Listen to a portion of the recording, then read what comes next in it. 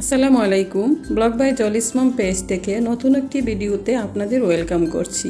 আশা করছি আপনারা সবাই ভালো আছেন। আমিও আলহামদুলিল্লাহ আপনাদের দোয়া ভালো আছি। আজকে আপনাদের সাথে খুব সিম্পল একটা রেসিপি শেয়ার করব। আশা করি আপনাদের ভালো লাগবে। হঠাৎ বাসায় মেহমান আসলে যদি ঝটপট উপায়ে কিছু বানাতে চান তাহলে এই রেসিপিটা একটা পারফেক্ট রেসিপি। বাচ্চাদের টিফিনেও আপনারা এটা দিতে পারবেন, কারণ এটা খুব অল্প সময়ের মধ্যে তৈরি করা যায়। তো রেসিপির জন্য প্রথমেই আমি 4 পিস আলুকে সিদ্ধ করে নিয়েছি। সিদ্ধ করার পর আলুগুলোকে খুব ভালোভাবে ম্যাশ করে নিয়েছি।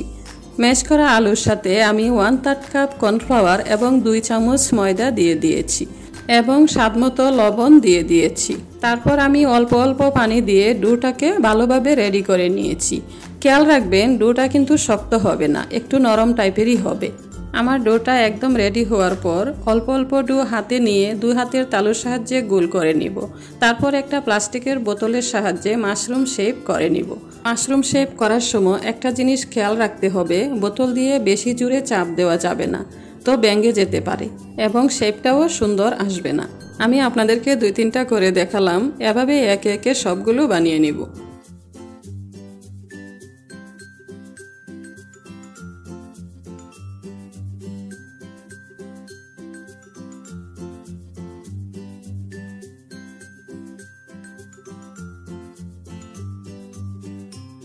আমার সবগুলো বানানো শেষ। এখন আমি সিদ্ধ করে নিব। সিদ্ধ করার জন্য একটি প্যানে আমি পর্যাপ্ত পরিমাণে পানি বসিয়ে দিয়েছি। পানিটা যখন বলক উঠে যাবে তখন আমি সবগুলো মাশরুম একে একে দিয়ে দিব।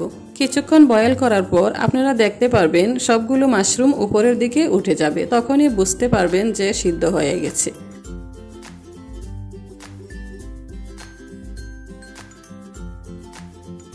সিদ্ধ হয়ে যাওয়ার পর আমি একটি বাটিতে সবগুলো মাশরুমকে ঠান্ডা পানিতে ডুবিয়ে রাখবো 5 মিনিটের মতো। ঠান্ডা পানিতে রাখার পর মাশরুমগুলো অনেকটা শক্ত হয়ে যাবে, তখন আমি একটি স্ট্রেনারে সবগুলো উঠিয়ে রাখবো। আমার মাশরুম সেদ্ধর কাজ একদম শেষ। এখন আমি একটা সস রেডি করে নিব। তার জন্য একটি প্যানে প্রথমেই আমি তেল দিয়ে নিচ্ছি। তার মধ্যে রসুন কুচি এবং আদা বাটা দিয়ে খুব ভালোভাবে ভেজে নেব, যেন কাঁচা গন্ধটা চলে যায়। তারপর দিয়ে দিচ্ছি টমেটো সস, সয়া সস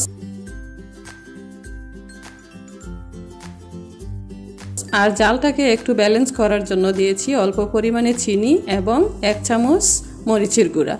সবশেষে আমি দিয়ে দিচ্ছি 1 চামচ পরিমাণ চিলি সস। এখন আমি সবগুলোকে ভালোভাবে মিক্স করে নিব। সবগুলো মিক্স হওয়ার পর এখন আমি মাশরুমগুলোকে ঢেলে দিয়ে ভালোভাবে নেড়ে চেড়ে সসের মধ্যে মাশরুমগুলোকে মাখিয়ে নিব।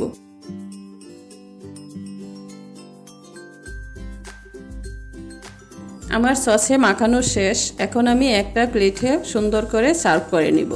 তো আজকের মতো এ পর্যন্তই। সবাই ভালো থাকুন, সুস্থ থাকুন। নতুন নতুন আরও রেসিপি পেতে ব্লগ বাই জলিস মমের সাথেই থাকুন। আল্লাহ হাফেজ।